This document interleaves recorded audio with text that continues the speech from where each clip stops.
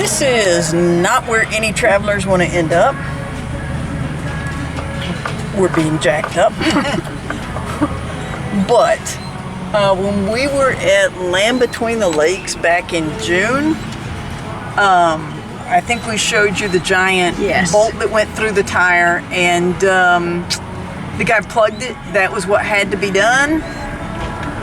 But unfortunately, it is just not holding air, and because it was a rope plug, it's just not working out. So, with the age of the tires, we are having the front 2 tires replaced right now.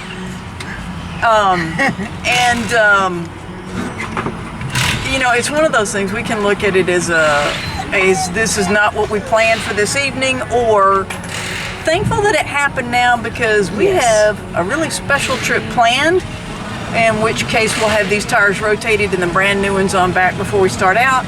We're now going to have a good Michelin as a spare, which is a good thing. It's just taken an hour and, you know, some money we had not planned on spending. But folks, if you're going to be traveling, this is part of it. Yes. And we show you not the fun part. We show you a lot of national parks and great campgrounds and So we just beautiful wanted to scenery. show you a discount tire. Beautiful scenery, and this is not part of that. And so this is, like we said, kind of a reality check. We want, if you're looking at starting out in RV travel, we want you to know, Yes. there are parts that are not what you're planning on. And in case you did not know, there are hundreds of discount tires in Texas, and I think 3 in Montana. We've made 2 of them so far.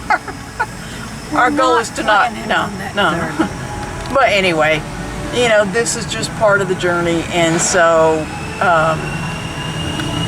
it is what it is, and we're thankful that we're here. We're thankful that we didn't have any major problems getting here or anything like that, and thankful that tire held up as long as it did. Yes. But also glad to be getting it fixed. Yes. Thanks for watching. 2 tired. very tired teachers.